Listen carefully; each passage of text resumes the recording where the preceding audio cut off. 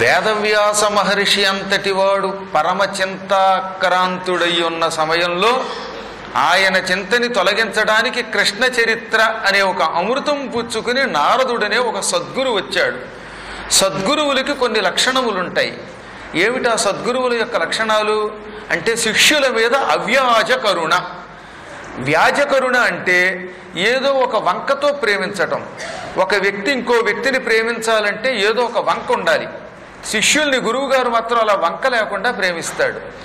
సహజంగా లోకంలో నా భర్త వల్ల భవిష్యత్తులో నాకు పోషణ కలుగుతుంది, లేక నా భర్త అందంగా ఉన్నాడు, డబ్బు సంపాదిస్తాడు అని భార్య ప్రేమిస్తుంది భర్తని. భర్త భార్యని ఆవిడ సౌందర్యాన్ని చూచో కట్నాన్ని చూచో ఏదో మరో కారణం చేత దేహభ్రాంతితో భర్త భార్యని ప్రేమిస్తాడు. ఈ ఇద్దరూ తమకు పుట్టిన పిల్లలు తమ వాళ్ళు కాబట్టి పిల్లల్ని ప్రేమిస్తున్నారు. ఇల్లు బాగుంటే ఇల్లుని కొందరు ప్రేమిస్తారు. ఈ ప్రేమ వెనకాతలు ఏదో ఒక కారణం ఉందిగా, మనకు ఒక లాభం ఉంది. కానీ ఏ లాభము లేకుండా ప్రేమించే లక్షణం ఒక్క గురువులకి మాత్రమే ఉంటుంది. శిష్యుని పోగేసుకెళ్ళి వీళ్ళకి నానాయాతన పడి పురాణాలు చెప్పి వీళ్ళని సన్మార్గంలో నడపడానికి గురువు గారికి అవసరం ఏమొస్తుంది? నిజానికి ఏమీ లేదు. అయినా ఎందుకని వాళ్ళు ద్వేషించినా ఈయన ఎందుకు ద్వేషించడంలా? అప్పుడప్పుడు శిష్యులు కూడా పైకి గురువు గారికి సాష్టాంగపడినట్టు నటించినా ఆ సాష్టాంగం వెనకాతలో ఉన్న అంతరార్థం గురువులకు తెలుస్తుంది. కపట ప్రేమను కూడా ప్రదర్శించే శిష్యులు ఎందరో ఉంటారు. అయినా వాడిని ద్వేషించకుండా ఆ వచ్చిన వాడు ఎవడైనా వాడు పరమాత్మ యొక్క సృష్టి, వీడిని రక్షిద్దాం అని అతని యొక్క ద్వేషమును మనస్సులో పెట్టుకోకుండా ప్రేమించి వాణ్ణి తరింపచేయడానికి ప్రయత్నించడం వల్ల గురువులను అవ్యాజ కరుణామూర్తి అంటారు. అంటే ఏ వంక లేకుండా స్వార్థము లేకుండా ప్రేమించే లక్షణం ఉన్న గురువు అన్నమాట. అటువంటి గురువులలో అగ్రస్థానం నారదునిది. ఎప్పుడు ఎవరికి రవ్వంత చింత వచ్చినా ఆయన ప్రత్యక్షమవుతాడు. మీకు చాలాసార్లు చెప్పడం మర్చిపోయాను కానీ నేను కొన్ని అనుభూతులు ఇప్పుడు వయస్సు వస్తుంది కాబట్టి చెప్పాలి. మీరు కూడా పెద్దవాళ్ళం అవుతున్నాం కాబట్టి. బాల్యంలో అయితే నేను నా అనుభూతులు ఎవరికీ చెప్పలేదు. ఎన్నో పర్యాయములు ఈ ధర్మ సందేహం ప్రజలకి ఎలా తీర్చాలి అని ధర్మ సందేహాలు తీర్చడానికి ముందు ధ్యానం చేస్తే నారదుడు ఏదో ఒక సమయంలో ఈ బుర్రలో కనపడి ఆ ధర్మ సందేహం తీరిస్తే నేను తీర్చిన ఉన్నాయి. తెలుసునా మీకు? ఇప్పుడు లైవ్ ఉంది, దూరదర్శన్లో ప్రతి ఆదివారం లైవ్ ఇచ్చేవాడు. ఇప్పుడంటే రికార్డు ఇస్తున్నాం. కానీ ప్రత్యక్ష ప్రసారంలో హఠాత్తుగా ఒక వ్యక్తి ఒక ప్రశ్న అడిగితే ఆ ప్రశ్నకి సమాధానం కొన్నేమో పురాణాల్లో చదివితే దొరుకుతాయి, కొన్ని దొరకవు. అప్పుడు ఎలా తీరుస్తున్నాం అంటే ఆ వెళ్లే ముందు చేసిన ధ్యానం వల్ల సరిగ్గా వాళ్ళు ప్రశ్న అడుగుతుంటే ఏ ప్రశ్న అడుగుతున్నారో దానికి సమాధానం ఏమిటో నా బుర్రలో నారదుడు కనబడి ఎన్నోసార్లు చెప్పాడు. ఇది అనుభూతి చెందిన వాడికి తెలుస్తుంది, అనుభూతి చెందకపోతే తెలియదు. మహానుభావులు శంకరాచార్యులు వంటి వారు వేదవ్యాసుణ్ణి తద్దినానికి పిలిచినటువంటి మండనమిశ్రుడు ఇంట్లోకి చొచ్చుకు వెళ్ళలా? మండనమిశ్రుడు కలియుగంలో ఆ మధ్యకాలం వాడే కదా. ఆయన వ్యాసుణ్ణి జైమిని లాంటి వాళ్ళని భోక్తలుగా పిలిచాడు. అందులోకి శంకరుడు వెళ్ళగలిగాడు. ఈ మధ్యకాలంలో ఎంతోమంది ఇంకా యోగులు ఉన్నారు, కానీ ఆ యోగులు మన కళ్ళకు కనపడటం లేదు. అలా యోగులకు సందేహములు తీర్చే పరమ జ్ఞాని విష్ణుస్వరూపుడు నారదుడంతటి వాడు. నాయనా వ్యాస, నీవు ఎన్నో పురాణములు ధర్మములు ఇతిహాసములు రచించినప్పటికీ బ్రహ్మసూత్రాలు రాసినప్పటికీ భగవంతుడైన కృష్ణుని గుణములను వర్ణించలేదు, భగవంతుడైన కృష్ణుడి లీలలను వర్ణించలేదు, ఆయన భక్తుల చరిత్రలు సంపూర్ణముగా రాయలేదు. భక్త చరిత్ర రాయనంతకాలం, తన గుణములను వర్ణించనంతకాలం, తన లీలలను అవతారాలను వివరించనంతకాలం భగవంతుడు మానవుడికి సంతోషాన్ని ఇవ్వడు. తక్కిన ఏ కథలైనా ఈ కృష్ణ లీలామృతం ముందు చాలా స్వల్పము. అదే నీ కొరతకి, నీ కొంచెపుతనానికి, నీ చింతకి, నీ అశాంతికి మూలం. అందువల్ల తప్పక ఇప్పుడు నువ్వు కృష్ణలీలలు రాయమన్నాడు. ఇప్పుడు ఇందాక అష్టకంలో కూడా కృష్ణుడిని ఎంతో అద్భుతంగా వర్ణించారే. ఈ వర్ణించినవన్నీ నిజానికి ఎవరు రాశారనుకుంటారు? ఇది వల్లభాచార్యుడు రాశాడు ఈ అష్టకం. ఇందాక కృష్ణం వందే జగద్గురుం అని నేను చదివింది వల్లభాచార్యుడు అని చాలా గొప్ప మధురమైన భక్తి కలిగిన వాడి యొక్క స్తోత్రంగా ప్రసిద్ధి. ఎవరో ఒక్కొక్కళ్ళు ఒక్కొక్క పేరు రాస్తూ ఉంటారు, కానీ ఎక్కువ మంది మాత్రం వల్లభాచార్యుడే రాశాడని మాత్రం చెబుతున్నారు. ఎందుకంటే మధురాధిపతే రఖిలం మధురం వంటి ఇలాంటి అష్టకములన్నీ ఆయనే రాశాడని ప్రసిద్ధి. ఎవరు రాశారనేది ఆనాటి వాళ్ళ మనస్సులో దూరి మనం చెప్పలేం. ఒక్క వ్యాసుడి అంటే తెలిసిపోతాయి, తక్కిన వాళ్ళం అంత తేలిక కాదు. అయినా సరే అష్టకంలో ఇప్పుడు శ్రీవత్సాంకం, శ్రీవత్సం అనే పుట్టుమచ్చ కలిగిన వాడు, చిహ్నం కలిగిన వాడు, ఇలాంటి విశేషణాలన్నీ రాశాడు ఆయన. ఈ రాసింది నిజానికి ఎవరు అంటే అంతఃపూర్వం ఏనాడో మహానుభావుడు వ్యాసుడు భాగవతంలో రాశాడు. వ్యాసుడు భాగవతములో రాసినటువంటి విశేషణములనే ఎవరైనా మళ్ళీ తమ కవిత్వంలో రాయాల్సిందే తప్ప కొత్తగా రాసేది ఏమీ లేదు. అందుకే వ్యాసోచ్ఛిష్టం ఇదం జగత్ అన్నాను నేను, బాణోచ్ఛిష్టం కాదు. వ్యాసుడు వదిలిపెట్టిన దాన్నే మనందరం స్వీకరిస్తున్నాం. ఆయన ఎంగిలే అంటే ఆయన రుచి చూసి వదిలిపెట్టాడు. కృష్ణుడి యొక్క చరిత్ర ఆయన నోట్లోంచి వచ్చింది, నోట్లోంచి వచ్చిన దానికి ఉచ్ఛిష్టం అని పేరు. అంతకంటే ఉత్తు శిష్టం గొప్పదైన వస్తువు మరొకటి లేదు. వ్యాసుడు ఒకసారి కాదు, 2 సార్లు కాదు, భాగవతంలో వీలున్నప్పుడల్లా శ్రీకృష్ణుడి యొక్క మహామహిమని ఆయన రూపాన్ని ఎడాపెడా వర్ణించేశాడు. ఆయన ఆ వర్ణించడంలో బహుశా ఆయనే విష్ణువు అవడం వల్ల అంత బాగా వర్ణించుంటాడు తప్ప మానవ మాత్రుడైతే అంత అద్భుతంగా వర్ణించలేడు. అటువంటి వ్యాసుణ్ణి రాయమని నారదుడు చెప్పి, నాయన భగవంతుని లీలలు అపశబ్దములతో కూడినప్పటికీ కూడా సకల పాపాలని తొలగిస్తాయి కనుకే మహానుభావులైన తపస్సులు నిరంతరం ఆ హరి యొక్క లీలను వర్ణిస్తూ ఆయన గుణములను గానము చేస్తూ తరిస్తూ ఉంటారు. గానము చెయ్యకపోతే ఎవడూ తరించడు. అందుకే పురాణం చెప్పే వాళ్ళకు గానం కూడా ఒక అవసరం, గుర్తుపెట్టుకోండి. ఎందుకంటే నారదుడు గానం చేశాడు, వాల్మీకి గానం చేశాడు, వ్యాసుడు గానము చేశాడు, శుకుడు గానము చేశాడు, లవకుశులు రామాయణాన్ని గానం చేశారు. ఇప్పుడు మళ్ళీ మనకు అనుమానం, పాడడం రాని పౌరాణికుల సంగతి ఏమిటని. పాడడం సంగీతం పుట్టుకతో రావక్కర్లా, ప్రయత్నిస్తే వస్తుందన్నాడు ఆయన. అసలు నువ్వు ప్రయత్నం చేయవుగా, నీకేమైనా మధురమైన కంఠం కావాలి, నువ్వేమైనా ఘంటసాల పాడాలని అలా అందరినీ, కానీ అసలంటూ ఒక ప్రయత్నం చెయ్యి. రోజు మీరే పాడేస్తున్నారు నాకంటే బాగా. కృష్ణం వందే జగద్గురు అంటే అద్భుతంగా పాడేస్తున్నారు. విడిగా బయట పాడితే మీ గొంతుకు వినాలంటే ఎలా ఉంటుందో తెలియదు. కానీ ఇక్కడ ఈ హాల్లో కూర్చున్నప్పుడు మాత్రం మీ కంఠంలో ఎందుకు మాధుర్యం వస్తుంది? భక్తి. భక్తితో ప్రయత్నిస్తే భగవంతుడు కంఠానికి మాధుర్యం ఇస్తాడు. అందుకనే గానము చేసి ఋషులు తపస్సులు తరిస్తున్నారు. నువ్వు కూడా ఆ పని చెయ్యి. నేను ఈ జన్మకి పూర్వం ఒక దాసీపుత్రుణ్ణి. మా అమ్మ 10 మందేళ్లలో పాచి పని చేసేది. పాచి పని చేసి పొట్ట పోషించుకునే ఒక దాసీదాని పుత్రుణ్ణి నేనే ఈ జన్మలో నారదుడినై గురువునై భాగవత కథలు చెబుతున్నానంటే, ఇంకా పుట్టుకతోటే నువ్వు వేదవ్యాసుడివి, పుట్టుకతోటే పరాశరుడి యొక్క పుత్రుడిగా మహాప్రసిద్ధికెక్కిన వాడివి. అటువంటివి నువ్వు తలుచుకుంటే ఎంత బాగా రాయగలవో ఆలోచించు. నేను కేవలం ఒక సామాన్యుణ్ణి అన్నాడు ఆయన. వెంటనే నీకు ఆశ్చర్యం కలిగింది. ఇంతవరకు నీవు జగద్గురువువి, పరమ పౌరాణికుడివని తెలుసు, కానీ గతించిన కల్పంలో నువ్వు ఒక దాసీపుత్రుడివా? 10 మంది ఇళ్లలో పాచి పని చేసి ఆ ఎంగిలి పట్టుకొచ్చి మీ అమ్మ నిన్ను పోషించిందా? అలాంటి దాసీపుత్రుడివి ఈ జన్మలో ఎంత గొప్పవాడివి అయ్యావాడంటే వెనక ఏదో కథ ఉంటుంది.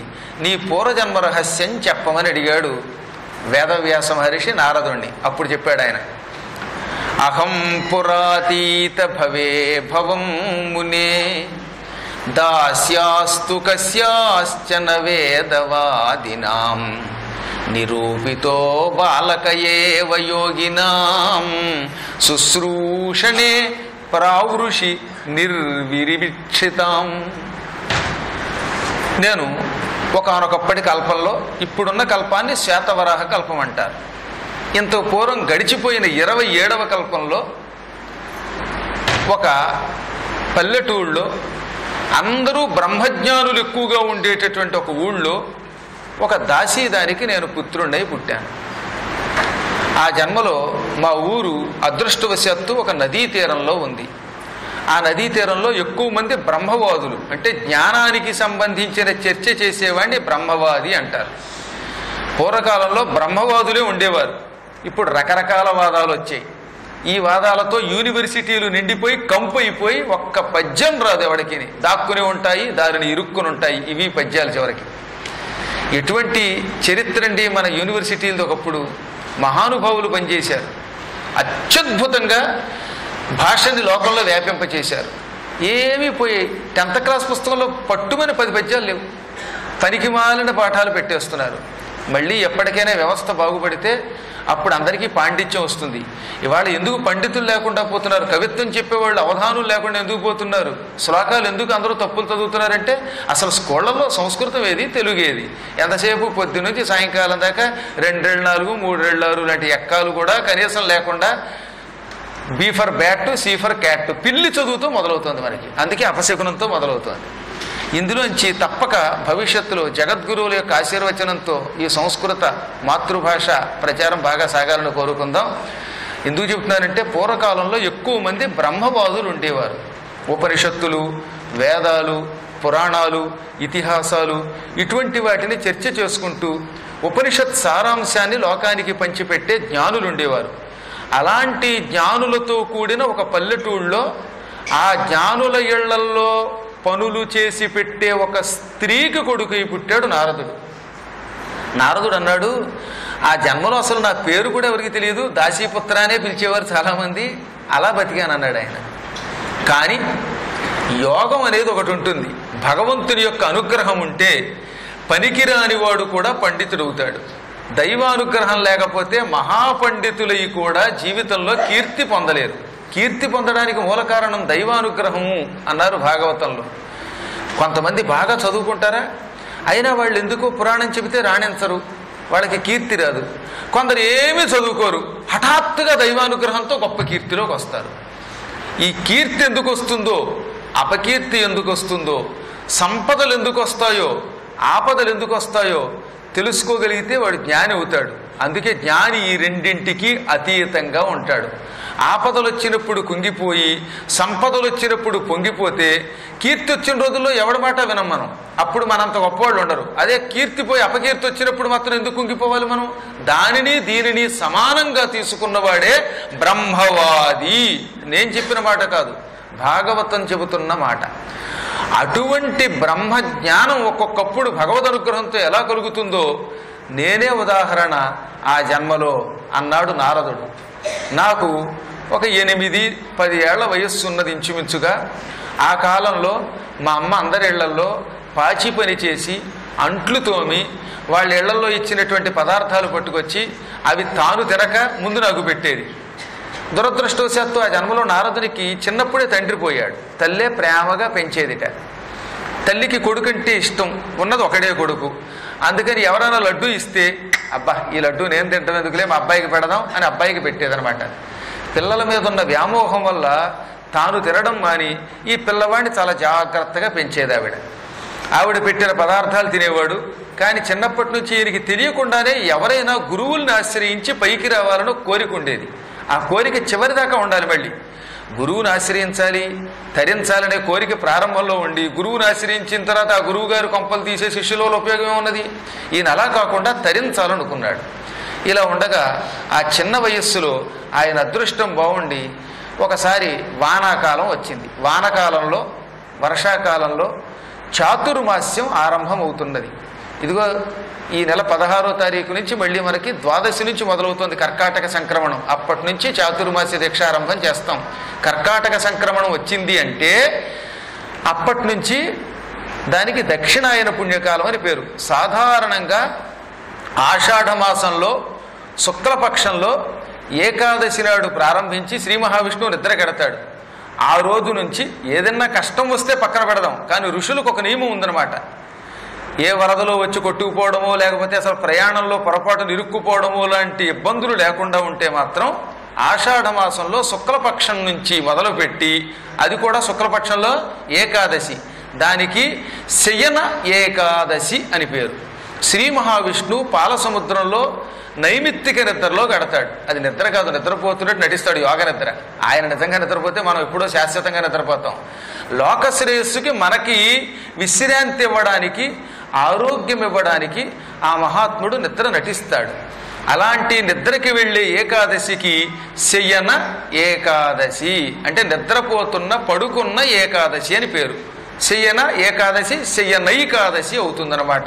సంధిలో వృద్ధి సంధి అంటారు దాన్ని. ఆయన క్షీర సముద్రంలో పడుకుని మళ్ళీ కార్తీక మాసంలో శుక్లపక్షంలో ఏకాదశి వరకు నిద్రపోయి ద్వాదశి నాడు మళ్ళీ మెలకువ తెచ్చుకుంటాడు. లేవడాన్ని సంస్కృతంలో ఉత్థానము అంటాం.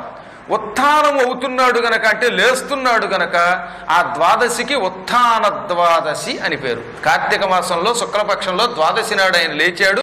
ఆ లేచిన ద్వాదశి ఉత్థాన ద్వాదశి. ఈ 4 నెలలు అనగా ఆషాఢ శుక్ల ఏకాదశి నుంచి కార్తీక శుక్ల ఏకాదశి వరకు ఈ 4 నెలలకి చాతుర్మాస్యము, 4 నెలల కాలము అని పేరు. ఈ కాలములో జ్ఞానులెవరూ కూడా, యోగులెవరూ ప్రయాణము చెయ్యరు. ఒకే చోట నియమవంతంగా ఉండి ఆ 4 నెలలు కలశస్థాపన వంటివి చేసి యజ్ఞాలు, ఉపనిషత్తు, వేదాలు మొదలైనవి పారాయణ చెయ్యడం, ఇలా పురాణములు చెప్పడం చేస్తారు. అసలు మనం ఎంత యోగ జాతకులమో తెలిసిన ఈ చాతుర్మాస్య కాలంలో దాదాపు 1 నెల్లాళ్ల పాటు పూర్వం నారదుడు భాగవతం విన్నాడే, అలా వినబోతున్నాం. ఆయన 4 నెలలు విన్నాడు, కనీసం 4 నెలలు కాదు, 1 నెల్లాళ్ళు ఇప్పుడు మనం వినబోతున్నాం. మనకి అదృష్టవశాత్తు చాతుర్మాస్యం కలిసి వచ్చింది. చాతుర్మాస్య కాలములో ఏకధాటిగా వారం రోజులు పురాణము విన్నవాడికి కూడా నారదునికున్నంత స్థాయి ఇస్తానన్నాడు విష్ణువు. ఏమిటి? చాతుర్మాస్యంలో 1 వారము భాగవతం వింటేనే వాడికి నారదునికి ఇచ్చేంత స్థాయి ఇస్తాను అన్నాడు శ్రీ మహావిష్ణువు. అటువంటిది మీరు 1 మాసం వింటున్నారు. దాన్ని బట్టి ఆలోచించండి ఎంత యోగ జాతకం పట్టిందో మీకు కూడా. భగవంతుని సంకల్పం. కిందటిసారి ఏమో మనం ఏప్రిల్లో మొదలుపెట్టి జూన్లో పూర్తి చేసుకున్నాం. అప్పుడు మహాపుణ్యం మనకేమిటో తెలుసా? వైశాఖ మాసంలో ఆంజనేయ స్వామి వారు పుట్టిన సమయంలో ఆంజనేయుడి కథ చెప్పుకోవడం కోసం అప్పుడు అలా ఏర్పాటు చేశాడు. ఈ సంవత్సరం ఏం చేశాడు? ఆ సమయాన్ని మార్చి ఆషాఢం వచ్చేలా చేశాడు. అంటే భాగవతం వినడానికి ఆషాఢం కావాలి, అక్కడ హనుమత్ చరిత్ర వినడానికి వైశాఖ మాసం కావాలి. మనం అనుకుని చేసామా? అదే ఈశ్వర సంకల్పము. ఈ ప్రాంతానికి ఉన్న శక్తి గురువుల కటాక్షం అంటారు దాన్ని. కొద్దిగా సౌండ్ పెంచండి, అసలు నా మాట నాకే వినపడటం లేదు. ఈ విధంగా భగవంతుని యొక్క కటాక్షం కోసం పూర్వం ఈ 4 నెలల కాలం ఏం చేసేవారంటే ఒకే చోట స్థిరముగా ఉండి భగవత్కథలు చెప్పుకునేవారు. ఆ కాలములో పొరపాటున కూడా ప్రయాణము చెయ్యకూడదు. ఎవరు? సన్యాసులు, యోగులు, గురువులు, దీక్షాపరులు. సంసారంలో ఉన్నవాళ్ళు గృహస్థులు ప్రయాణం చేయకపోతే ఎలాగా? వ్యవసాయం చేసుకునే రైతు ఆ కాలంలో వ్యవసాయం చేయకపోతే ఇక మనకి ఫలసాయం ఉండదు, 0 అవుతుంది. కేవలం యోగులకు మాత్రం నియమం. అందుకనే యోగులు ప్రయాణం చేసేవాళ్ళు, తీర్థయాత్రలకు వెళ్ళేవాళ్ళు చాతుర్మాస్య కాలం ఆరంభం కాగానే టక్కున ఎక్కడో చోట ఆగిపోయి అక్కడే దీక్ష పూర్తి చేసుకుని తర్వాత మళ్ళీ తీర్థయాత్రలకు వెళ్ళేవారు. ఈ నారదుడి బాల్యంలో కొంతమంది యోగులు తీర్థయాత్రలు చేస్తూ చేస్తూ చేస్తూ ఆషాఢమాసం ప్రారంభం కాగానే టక్కున నారదుడు ఉన్నటువంటి ఊళ్ళో ఆగిపోయారు. ఆ కాలంలో నారదుని పేరు నారదుడు కాదు, కేవలం దాసీపుత్రుడే. వాళ్ళు ఆ ఊళ్ళో వాళ్ళని పిలిచి, ఊరి జనులారా, మీలో చాలామంది బ్రహ్మజ్ఞానులు ఉన్నారు, కష్టపడి వ్యవసాయం చేసే రైతులున్నారు, రకరకాల కులవృత్తులతో వర్ణాశ్రమ ధర్మాలని సాంకర్యం చెయ్యకుండా ధర్మ మార్గంలో గ్రామాన్ని నడుపుతున్న అందరినీ చూడగానే మాకు ఆనందం కలిగింది. మరికొద్ది రోజులలో చాతుర్మాస్యం ఆరంభమవుతోంది. ఈ కాలంలో మేము ప్రయాణం చెయ్యం, మాకు మంచి విడిది ఒకటి ఇస్తే మేము కూర్చుని ఆ 4 నెలలు మీకు పురాణాలు చెబుతాం, మీ ఊళ్ళో యజ్ఞాలు చేస్తాం, అర్చనలు చేస్తాం, అభిషేకాలు చేస్తాం, దీనికి అవకాశం ఉంటుందా అని అడిగారు. ఆ ఊళ్ళో వాళ్ళు జ్ఞానులు కదా, అసలు మేము అడగాలి, మీలాంటి వాళ్ళని పిలిచి చాతుర్మాస్య దీక్ష మా ఊళ్ళో నిర్వహించండి అని మేము ప్రార్థించి తీసుకురావాలి. అటువంటిది అయాచితంగా మాకు ఎంత గొప్ప వరం వచ్చింది. మీ అంతట మీరే యోగులు, జ్ఞానులు, పౌరాణికులు మా ఊళ్ళో ఉంటామంటున్నారు. ఇంతకంటే అదృష్టమే ఉన్నది. మా ఊళ్ళో గ్రామ గణకుడు ఒక ఆయన ఉన్నాడు, కరణం గారు. వారింట్లో మకా విస్తరం మంచి తోట అండి, అక్కడ నుండి కార్యక్రమాలన్నీ పూర్తి చేయండి అన్నారు. ఆ ఊరి పెద్ద చాలా గొప్ప విశాలమైన, మన శృంగేరిపీఠంలో ఎలా అయితే చెట్లు, తోటలు, గో సంరక్షణ ఉన్నాయో అలాంటి ఉన్న ఒక పెద్ద తోట ఉంది. ఆ తోటలో అన్ని సౌకర్యాలు ఉన్నాయి. ఆ ప్రాంతంలో వీళ్ళకి విడిది ఏర్పాటు చేశారు. చాతుర్మాస్యం నిర్వహించడం అంటే మాటలు కాదు, యజ్ఞం ఉండాలి, అక్కడ యజ్ఞకుండం ఉండాలి. భోజనాలు వీళ్ళకి నియమం ఏమిటి? ఎవరైనా నియమవంతులు వండినా కూడా పనికిరానంత నియమం వాళ్ళది. అందుకని సొంతంగా వండుకు తింటారు. దానికి కావలసిన పాత్రలు, ఆహార పదార్థాలు, వాళ్ళు తినేదంతా. కానీ తినేది ఎంతైనా వంట వంటే కదా. మరి ఇప్పుడు ఒక దోశ తిన్నా ఆ స్టవ్ వెలిగించవలసిందే, పెనం పెట్టవలసిందే, ఆ పని చేయవలసిందే. 100 దోశలు తినేవాడికి ఎంత పనో ఒక దోశకైనా అదే పనిదే. అందువల్ల ఈ పనులన్నిటికీ కావలసిన సామగ్రి, పరికరాలు అన్నీ ఏర్పాటు చేశారు. చక్కగా మడిగట్టుకుని వీళ్ళకి సాయం చేసేటటువంటి వాళ్ళని కూడా నియమం పెట్టారు. చాతుర్మాస్య దీక్షారంభం అయ్యింది. 4 నెలలు భాగవత కథలు చెప్పారటండి వాళ్ళు. ఇప్పుడు మనం ఒక 40 రోజులు చెప్పుకుంటున్నాం. ఆ రోజులలో 4 నెలలు ఏకధాటిగా పొద్దున్నుంచి సాయంత్రం దాకా మధ్య మధ్యలో ఏదో భోజనాలకి తక్కిన పనులకి విరామం ఇస్తూ మాత్రం కాస్త ఏదో కాలక్షేపం చేశారు తప్ప ఎక్కువ భాగం శ్రీకృష్ణ కథామృతాన్ని వర్ణించడానికి కేటాయించారు వాళ్ళు. రోజుకు 8 గంటలకి తక్కువ కాకుండా 4 నెలలు భాగవతం చెప్పారట. భాగవతం అంటే ఇప్పుడు చెప్పుకుంటున్న ఈ కాసిన లీలలు అనుకోకండి సుమా. భాగవతం 100 లక్షల శ్లోకములతో ఉన్నది. అసలు మొదట్లో 100 లక్షలు. దానిని నారద మహర్షి కుదించి 1,00,000 గ్రంథాన్ని వ్యాసునికి ఇచ్చాడు. వ్యాసుడు ఏం చేశాడు అంటే ఈ సారాంశం కింద ఇచ్చాడనమాట. కుదించడం అంటే అక్కడ శ్లోకాలు పీకి పారేసేదో పనికి వాళ్ళ కథ చెప్పడం కాదు సుమా. 1,000,000 శ్లోకములలో చెప్పబడిన కథని క్లుప్తం చెయ్యడం, వర్ణన తగ్గించి 1,00,000కి ఇచ్చాడు. పాపం వ్యాసుల వారు 1,00,000 శ్లోకాలు అయితే ఈ భూలోకంలో వాళ్ళు ఏమైపోతారు, భారతం చదివి అది పూర్తి చేయడానికే రోజులు సరిపోవడం లేదు అని కేవలం 18,000 శ్లోకాలతో రాశాడు. ఇప్పుడు ఆ 18,000 శ్లోకాలకి మనకి ఇంతకాలం పడుతున్నదంటే నిజంగా 1,000,000 శ్లోకములతో కూడిన భాగవతమే చెప్పాలంటే ఈ పద్మాకర్ గారు ఆయుర్దాయం సరిపోతుందా, వినడానికి మీ ఆయువు సరిపోతుందా? ఈనాటి మానవుల యొక్క మేధాశక్తికి అది కష్టం. వ్యాసుడంటే శ్లోకలా ఆయన చదువుతూ ఉంటే అర్థం చేసుకోగలిగాడు. అలాగే వ్యాసుడి కాలంలో ఆయన శిష్యులు కూడా చెబుతూ ఉంటే వెంటనే బుర్రకెక్కేసేది, అర్థం చెప్పక్కర్లా. ఇప్పుడు అలాగే శ్లోకం చదవాలి, అర్థం చెప్పాలి, చెప్పకపోతే కష్టం. మరి నేనే శ్లోకాలు చదువుకుంటూ పోతే మళ్ళీ రేపొద్దున కుర్చీలో ఒక్కడు కనపడ్డావు. ఈ కుర్చీ విడిచిపెట్టి బయట మిర్చి బజ్జీకి పోతారంతా. అందువల్ల తప్పక అర్థం చెప్పకపోతే అర్థం కాని స్థితి వచ్చిందనమాట. ఆ మేధాశక్తిని దృష్టిలో పెట్టుకుని కలియుగ మానవుల కోసం ఆయన అంత కుదించాడు. అందుకే వ్యాసుడి యొక్క రుణం మనం ఎప్పుడూ తీర్చుకోలేకుండా ఆయనకి రోజు దండం పెట్టవలసిందే. ఇప్పుడు ఆ 4 నెలలు కూడా రోజుకు దాదాపు 8 గంటల కాలం వాళ్ళు భాగవత కథలు, కృష్ణ చరిత్రని చెప్పేవారు. అనేక లీలలు ఎన్నున్నాయో లెక్కలేదు. ఎప్పుడన్నా వీలుంటే అసలు నారదుడు చెప్పిన సంపూర్ణ భాగవత కథలు కొన్ని ఉంటాయి. ఆ ఒక్కటి ఒక టాపిక్ కింద పెట్టుకోవాలన్నమాట. ఈ లీలలకు అతీతమైన కొన్ని లీలలు, గోలోక కృష్ణుడి లీలలు కూడా ఉంటాయి. అవి వినాల్సిన కథలు అన్నమాట.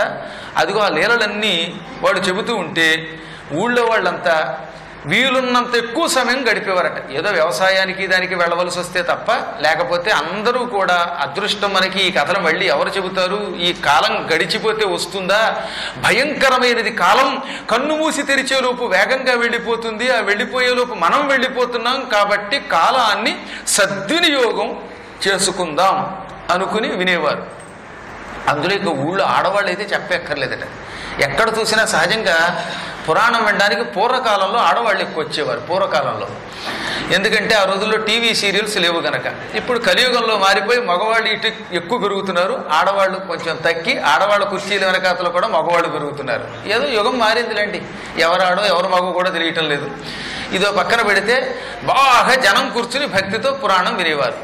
ఆ సమయంలో ఈ ఋషులకి చిన్న చిన్న పనులు చేసి పెట్టడానికి ఒక కుర్రవాడు అవసరమయ్యాడు. పెద్ద పనులు చేసి పెట్టేవాళ్ళు ఎలాగో ఉంటారు, కానీ ఓ బుజ్జి కుర్రాడు వాళ్ళ దగ్గర ఉన్నాడు అనుకోండి, వాళ్ళకి కూడా వాడిని పోషించడం తేలిక, పనులు చెప్పడం తేలిక.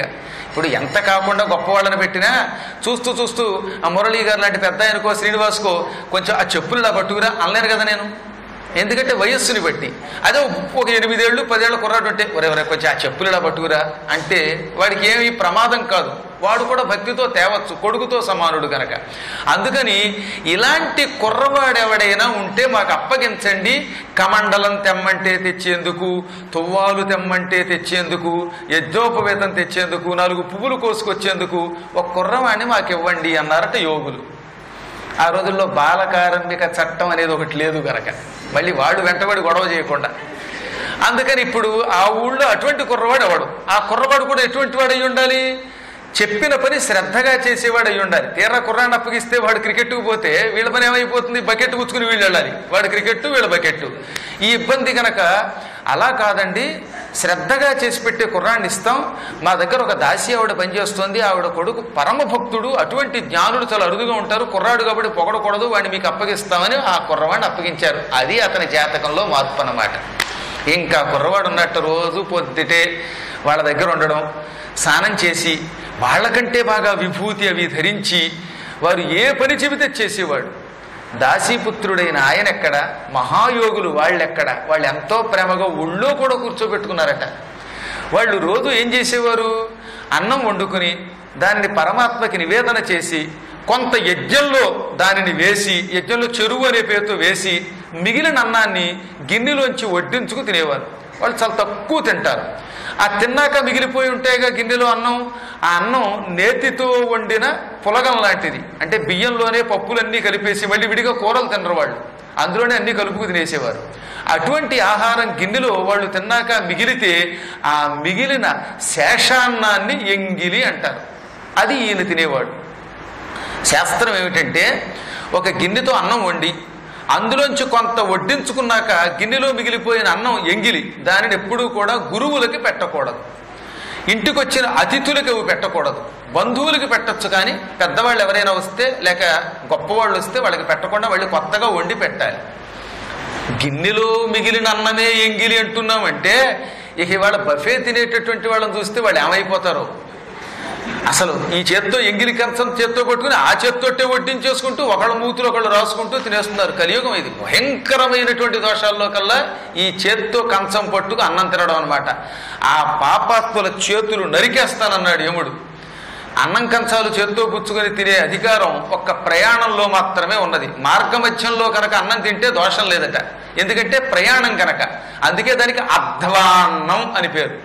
అధ్వము అంటే మార్గం. మార్గమధ్యంలో తినే అన్నం అధ్వ అన్నం, అధ్వాన్నం. దారిలో తినేటప్పుడు నియమాలు కష్టం కదా. ఇప్పుడు రైల్లో ప్రయాణం చేస్తున్నాం, ఎంత ఏసీ బొగ్గి అయినా తలుపు తీయగానే అక్కడ పక్కనే శౌచాలయం, ఇక్కడ ఆలయం. ఈ శౌచాలయానికి వచ్చే పోయేవాడు ఆ చేతులు కడుక్కుని ఇలా మీద చల్లుతూ పోతూ ఉంటాడు. మరి తప్పదు, అక్కడ పళ్ళెం పట్టుకు తినక తప్పదు. కాబట్టి అధ్వాన్నము అని ఆ మాట అలా వచ్చిందనమాట. ఎవడన్నా సరిగ్గా లేకపోతే అధ్వాన్నం మనిషివిరా అంటే దారిలో తినే అన్నంలో ఉందిరా నీ మోహం, నీ పని అని చెప్పడం అనమాట. అది ఒక్క ప్రయాణమునకు తప్ప ఇంట్లో ఉన్నప్పుడు మాత్రం అలా తినరాదు. పెళ్లిళ్లలో అసలు తినరాదు. పెళ్లిళ్లలో అలా తినడం కూడా మహాదోషం. ఆ దోషానికి ప్రాయశ్చిత్తం ఈ 40 రోజులు రోజు నాకంటే ముందొచ్చి నేను వెళ్ళిపోయిన తర్వాత పురాణం వింటే, నాకంటే ముందు రావాలి, నేను వెళ్ళిపోయాక వెళ్ళాలి. అలా వెడితే అప్పుడు మీకు దోష ప్రాయశ్చిత్తం అవుతుంది. 40 రోజులు విడిచిపెట్టకుండా వింటే.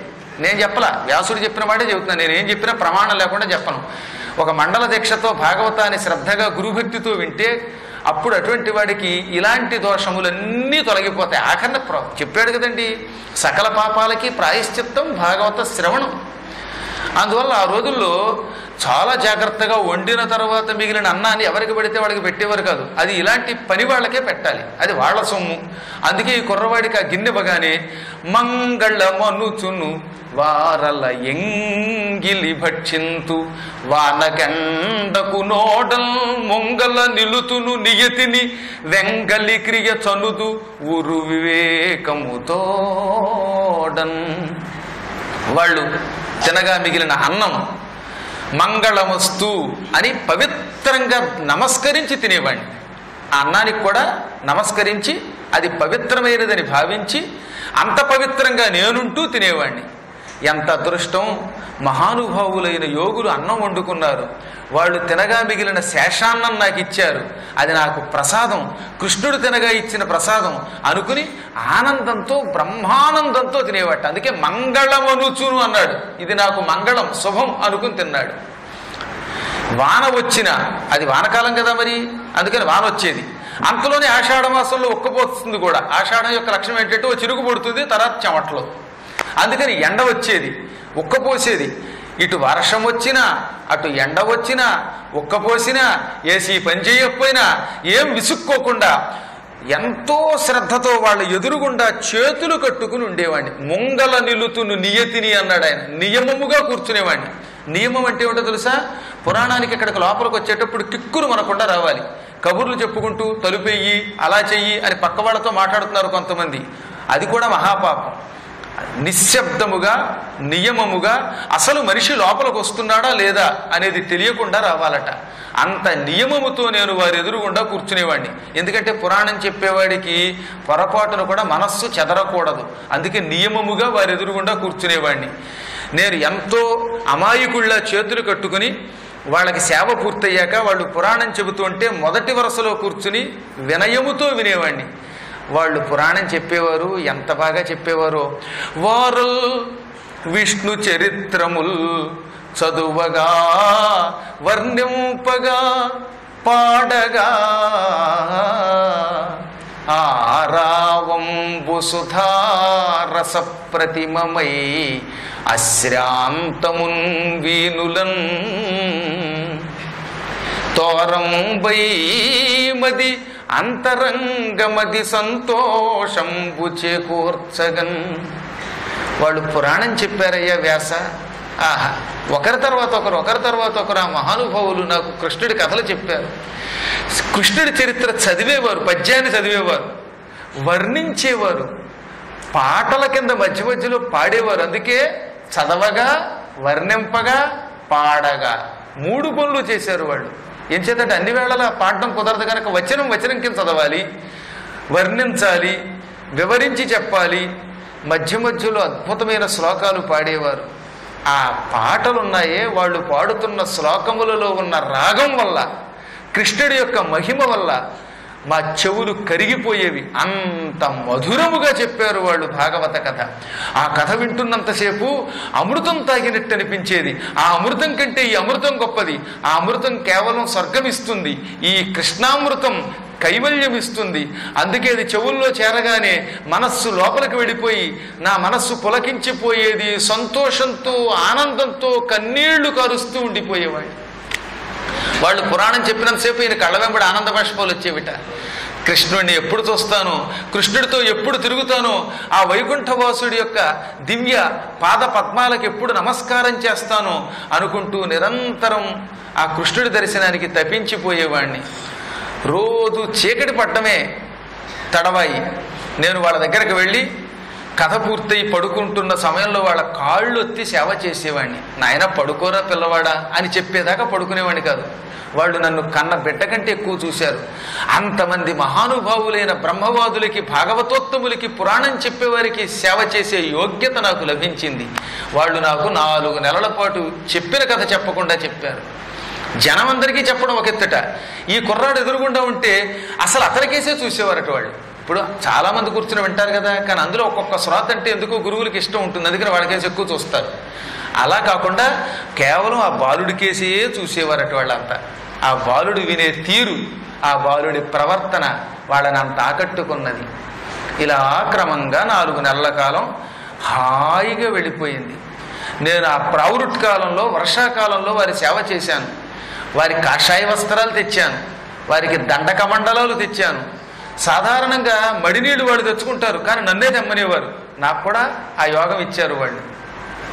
కాలం గొప్పతనం అదేనండి. 4 నెలల పాటు నా జీవితం బ్రహ్మానందంగా గడిచింది. హఠాత్తుగా చాతుర్మాస్యం పూర్తయిపోయింది. తప్పదు. ఎంతటి జ్ఞానినైనా నాశనం చేసే కాలం, యువకుడుగా ఉన్నవాడిని ముసలివాడిని చేసి మరణావస్థకి తీసుకెళ్లే కాలం, మహాకీర్తితో వెళ్ళిపోతున్న వాడిని అపకీర్తి పాలు చేసే కాలం, సంపదలనన్నిటినీ గర్వాన్ని హరించే కాలం దాపురించింది. వాళ్ళు 4 నెలలు పూర్తి చేసుకుని ఇక మంగళం పాడి యజ్ఞానికి పూర్ణాహుతి చేసి ఊరందరి దగ్గర సెలవు తీసుకుని ఇక మేము తీర్థయాత్రలకు పోతాం, మేము ఎక్కడా ఎక్కువ కాలం ఉండం, ఒక్క చాతుర్మాస్య కాలంలోనే ఎదురైన తీర్థయాత్రా స్థలాలలో ఒకే చోట ఉంటాం.